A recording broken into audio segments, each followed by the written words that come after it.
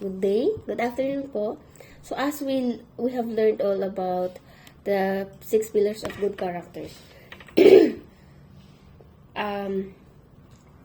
Now we are going to share everyone's idea about those 6 characters. So we let's ask everybody, what is your dream profession 3 years from now? You are all grade 7 students, right? So lahat po tayo grade 7 students, no? Lahat po kayo ay grade 7 students. So ano ang iyong dream profession? Ayan. So let's ask Miss A, what's your dream profession? Wait, I'm gonna list it down. So Miss A is she wants to be a lawyer. Oh, wow. Si Miss B, ano pong gusto niya? Ikaw naman po, Miss B, what is your dream profession? So your dream profession is a teacher. Okay, good. That's good. A noble profession. Si Miss D po, ano naman ang kanyang dream profession? Let's hear from Miss D. Oh, nice. Okay, si Miss F po. And finally, Miss D and Miss G and Miss H. Mr. H. Okay. So now that you have told us your dream profession, I'm gonna assign you a pillar that best to this a pillar, no? Yung pillar na yon, isasabihin niyo po kung paano maipapakita ng profession na yan, ng dream profession mo, yung trustworthiness, pagiging respectful, o yung respect, yung bibigyan ko po kayo ng assigned pillar of good character so you just have to say to tell us paano maipapakita ng assigned profession mo o ng selected profession mo ang character na i-assign ko po sa inyo. Ano? So, okay. Let's start with Miss A. So, you wanted to be a lawyer. So, as a lawyer, paano mo maipapakita? Paano makikita ang trustworthiness sa isang lawyer? Okay po. And the next po, as a teacher naman po, ano? A noble profession. So, ikaw po na na-assign sa teacher, paano mo naman maipakikita ang respect? No? So, yan. So, sa'yo naman po na isang nurse, okay. How to be a responsible nurse. O, paano maipapakita ng isang nurse ang pagiging isang responsable, no? So, ito naman po, sa isang profession pa na napili mo, paano ka naman po magiging fair? Okay. Ikaw naman po, Mr. D, na napinili ang pagiging doctor, paano ka naman po daw magiging caring? So yung po namang nakapili ng citizenship, paano ka naman daw po magiging isang good citizen? So, I'm gonna give you 2 minutes to think of a character na na-assign sa'yo, as well as paano maipapakita ng profession na napili mo, yung character na na-assign po sa iyo. Okay. Oh, yan. Time's up. After 2 minutes, let's have a good discussion, no? Ito isang magandang discussion to. Okay po, yung na-assign po sa trustworthiness na si Miss A, na ang gusto niya maging profession ay lawyer. Wow. Okay, let's hear from her. Paano po maipapakita ang trustworthiness ng isang lawyer? Oh, wow, maganda po, no? So, trustworthiness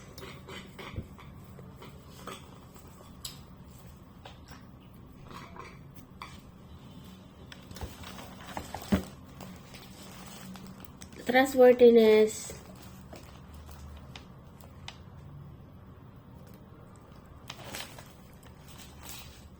okay, being trustworthy means being worthy of trust. Oh, a person I trust must deserve my trust. Oh, no? He or she earns my trust by exhibiting the qualities we have talked about. So, honesty, integrity, loyalty. No? So, honesty, you are just telling, you simply tell the truth and being sincere. So, don't deceive or mislead or be devious or tricky. Don't betray trust. Don't steal, no? So, integrity, stand up for your beliefs about right and wrong and restrict social pressure to do things you know are wrong. Show commitment, courage, and self-discipline. Siyempre, promise keeping, keep your word, no? Honor your commitments and pay your debts. Return what you borrow. So, of course, syempre, isa pang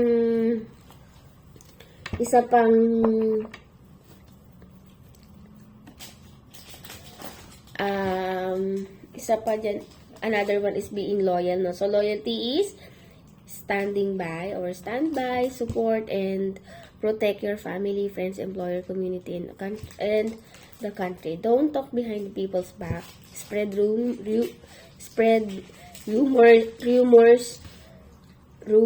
or engage in harmful gossip. No, don't ask your friend to do something wrong.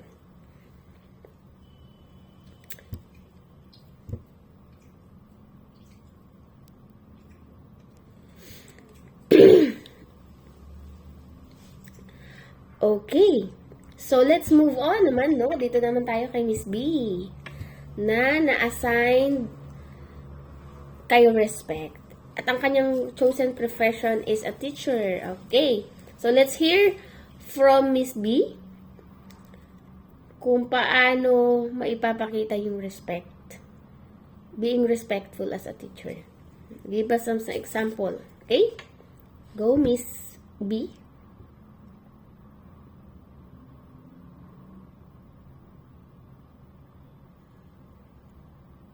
Okay. So, ano lang, just simply be courteous and polite, okay? Judge all the people on their merits. Be tolerant, appreciative, and accepting of individual differences. No? Oh, don't be abusive, no? Don't abuse or manipulate or exploit or take advantage of others. So, respect the rights of individuals to make decisions about their own lives. Wow. So, being respectful is so, ganun po ang pagiging respectful, no? Okay, let's hear from Miss C. Okay. Assigned po sa iyo ay responsibility, no? So, your chosen profession is a nurse. Okay. Sige po. How do you define responsibility? Ayan. And how can you be responsible? How can you be a responsible nurse?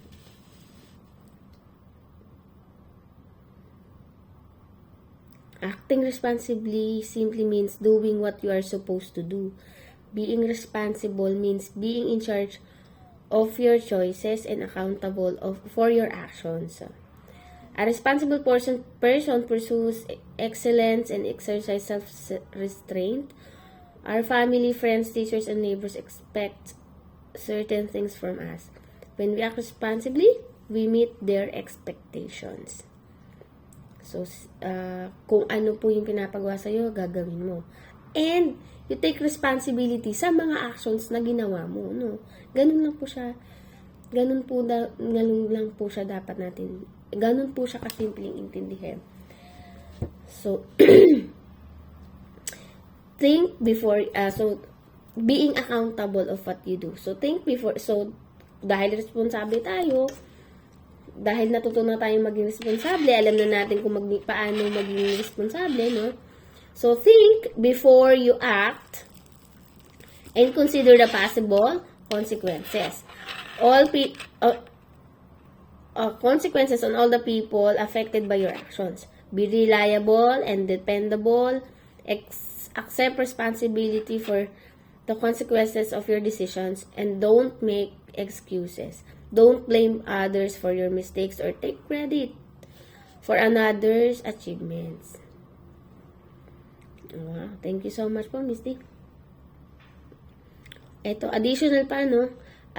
Persistence and self-control, no? We have to take it also, no? Keep trying, don't quit or give up easily. Be diligent and industrious and pursue excellence. Also, we must have self-control to be responsible, no? Be self-disciplined and control your reactions. Ayan. Thank you so much, Miss D. So, let's move on to fairness. So, fairness, na-assign po kay Miss E. Hello, Miss E. Okay, ano naman po, so, ang assigned profession mo po ay a judge. Okay. A judge. Ang iyo pong, not assigned profession, but your chosen profession. So, ang assigned po sa inyo ay fairness. What does it mean to be fair? At ano naman po yung iyo pong naisulat? O ano naman po yung mai-share para maipakita ng isang judge ang pagiging fair o ang fairness. Oh, wow, yun, tama pa, no? So, we have to treat all people fairly. Be open-minded. Listen to others and try to understand what they're saying and feeling. Make decisions that affect others based only on appropriate considerations. Don't take unfair advantage of others' mistake. Hindi po dapat one-sided, no? Kailangan naintindihan talaga natin both sides as well as bago natin i-judge yung isang bago tayo mag-judge. Kailangan open-minded tayo. We have to listen. Hindi yung nag-judge na agad tayo, hindi naman natin narinig yung side niya. No, tsaka dapat po at tsaka mas importante na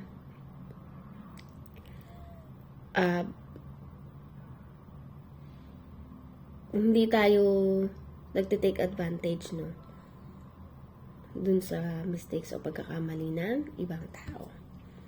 Okay, thank you po. So, ang assigned naman po sa caring, okay, si Mr. C, si Mr. H, no, na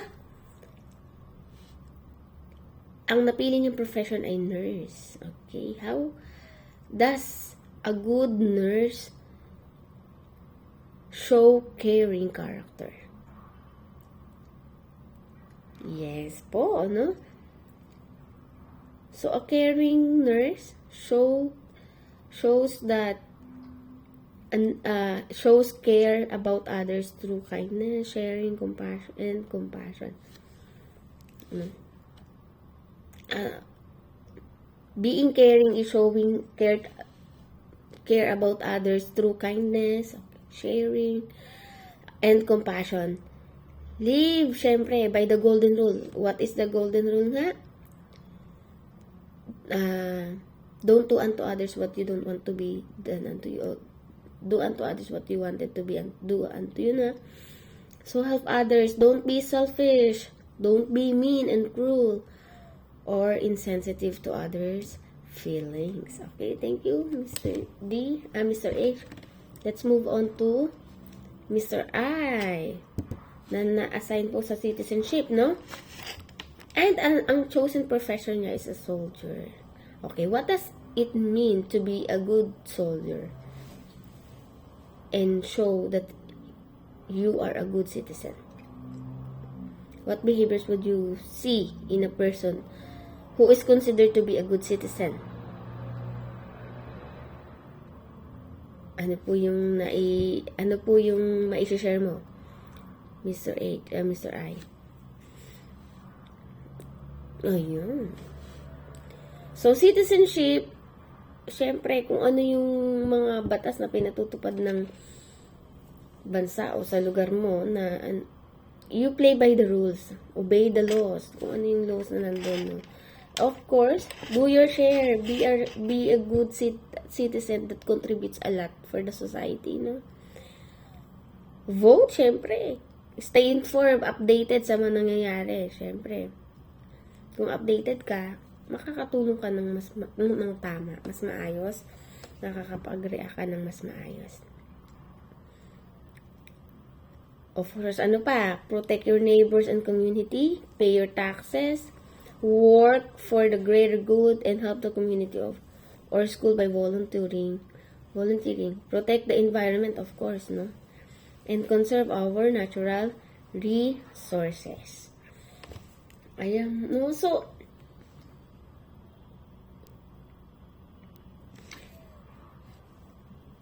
napakaganda po ng mga na-discuss at na-share ng bawat isa. Thank you so much for taking your, for sharing ng mga ideas ninyo. So, let's move on po dun tayo sa next topic po na discuss. Thank you so much po.